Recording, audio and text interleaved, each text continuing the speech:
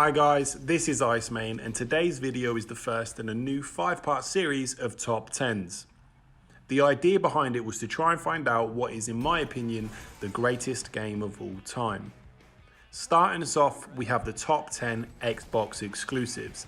This is exclusive to that console, not including PC, so relax PC players, we know you're blessed with playing pretty much everything. I haven't included games that have one game in a series on Xbox and another on cross-platform. For example, Mass Effect.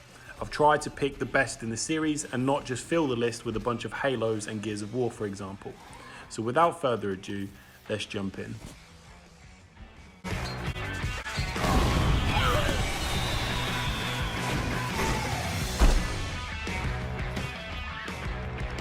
You and your crate are safe now.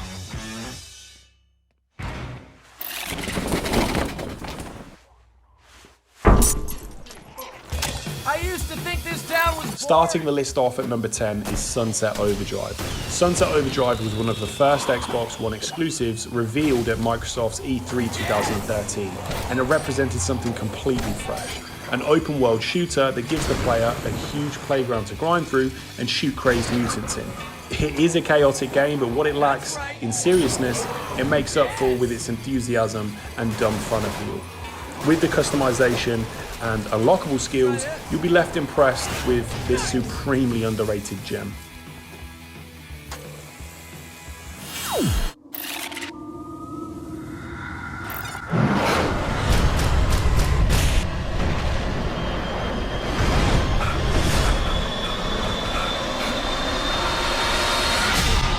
Alan Wake isn't your typical protagonist. He's a popular fiction writer attempting to escape the pressures of fame on vacation in Bright Falls. This quickly turns, well, weird. His wife goes missing and his search to find her is swiftly diverted into the realm of the paranormal.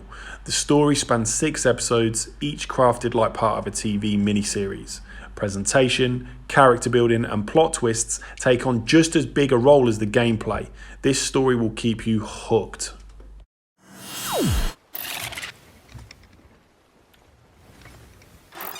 Captain! Yeah? Oh,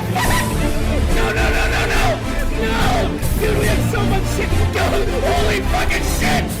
Yo! Connor, get down there! Connor, go! Oh, fucking shit! Start freaking! Holy fuck! Hey, guys! Guys, we're cool! Hey, chill! Chill the fuck out! Chill the fuck out! Sea of Thieves may have had a rocky start, but after years of updates and improvements, it's become something truly special. While pirate games might be largely few and far between these days, that didn't stop legendary game developer Rare from taking a stab at creating their own high seas adventure. The entire game exudes this charming claymation-like art style, which works wonders in inspiring both kids and adults, or big kids if you want to say, alike, to jump on board and set sail. From here, it's all about fending off invading ships, embarking on quests, and unlocking new gear to become the fiercest pirate the world has ever seen. Sea of Thieves is an online multiplayer game unlike anything you've experienced before.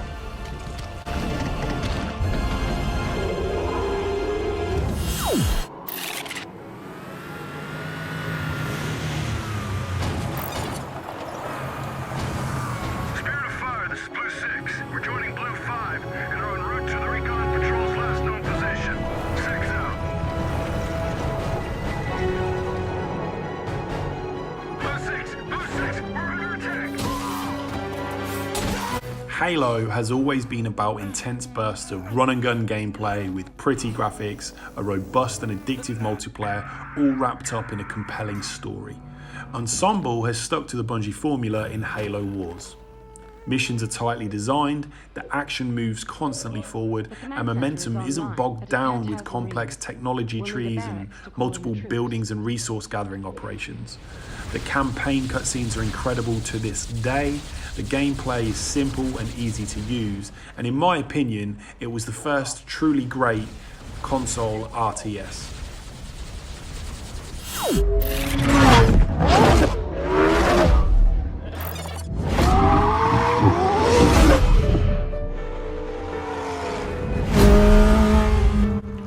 the Forza Motorsport series is the ultimate racing simulator, Forza Horizon takes on a more arcadey feel. Forza Horizon 4 is the best Forza game, and it's not even close.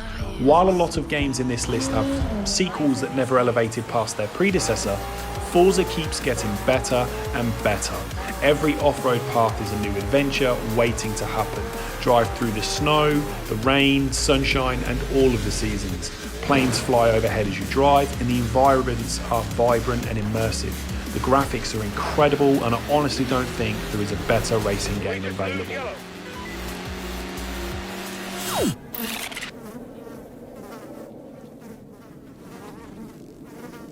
Hold up. The trendsetter in zombie games has to make this list. Some of my fondest playing days were on Left 4 Dead 1 and 2, so call me biased. But the Left 4 Dead series features 4 characters trying to escape a zombie infestation, and I felt like I was one of those people every time. The game was just sheer brilliance captured in its simplicity.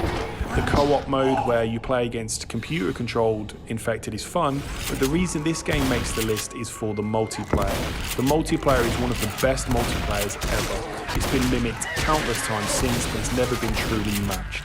Having both teams run through each chapter as some being infected, trying to stop the humans, was different than anything else I'd played before, which led to a different experience every time you played it. Now the sequel ended up including every map from the first game, and included new infected, a better AI director, and melee weapons, which is why it makes it over the first one. But either way, this game was truly incredible, with a potential rebirth in Back 4 Blood coming this year.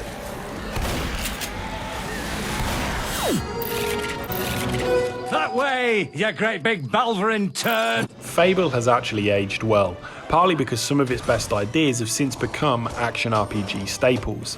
Things like real-time combat, good-evil alignment, and a world that reacts to your actions. Fable didn't invent any of these things, but it does them well and uniquely enough that it's still fun to play today.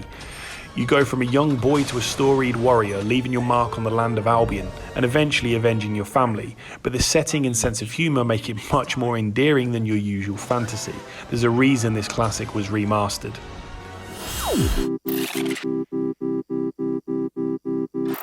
The top 3 wouldn't feel right without a Gears of War, and in many ways, Gears of War 2 is the perfect sequel.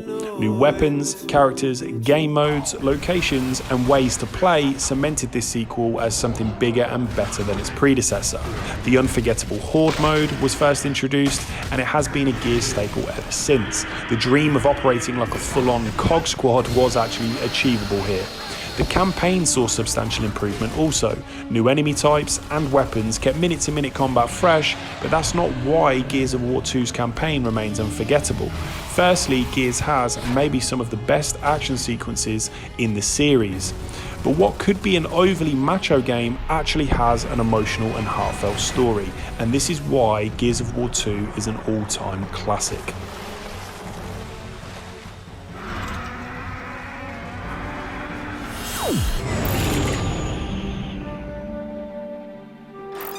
Few Xbox exclusives, not even all of the mighty Halos, are held in as high regard as Knights of the Old Republic.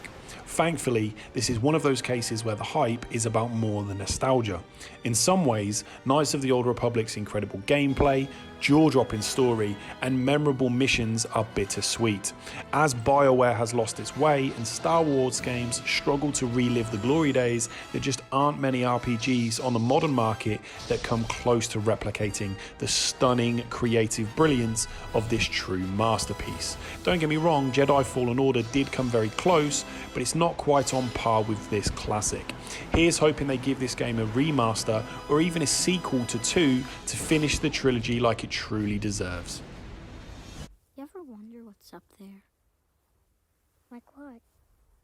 Maybe someone up there was wondering what it's like here. I guess. Do you think we'll ever meet them? I hope so. Don't you?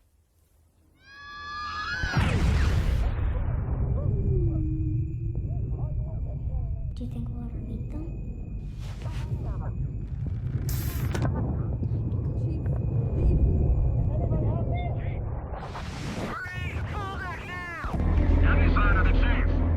Negative, sir. I think we lost him.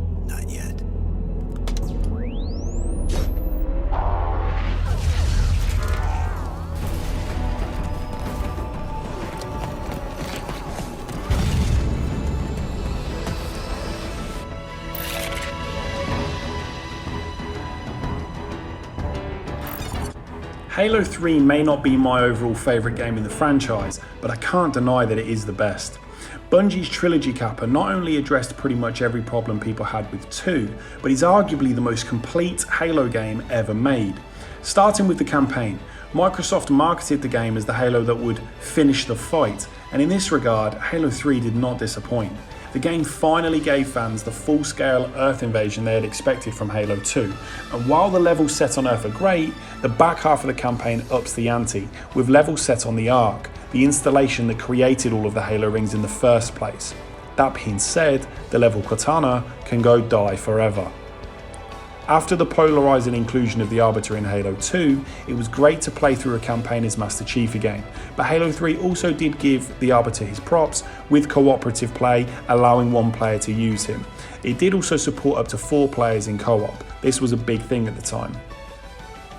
Moving on to multiplayer, Halo 3's map selection was a slightly step back from the stellar designs of 2, but it made up for it with its near perfect balance. It's simply hard to find a fault with much of anything when it comes to Halo 3's multiplayer.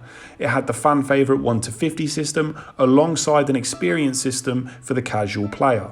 This is also the game that introduced Forged, which has become a mainstay mode ever since, alongside it being, to my memory, the first game with the ability to record and watch back games and clips. Bungie managed to cap off their Halo trilogy with the best game in the series, and I can only hope 343 follow suit with Halo Infinite, which will represent the end of their Reclaimer trilogy. Until then, it's Halo 3's fight to lose when it comes to the best overall Halo game, and it's going to be at the top of my Xbox exclusives. As that wraps up the top 10 Xbox exclusives, feel free to post your top 10 lists in the comments below. If you enjoyed the video, I'd appreciate it if you liked and subscribed, with more content in this series of top 10s to follow in the coming weeks. Thanks for watching, guys, and as always, stay frosty.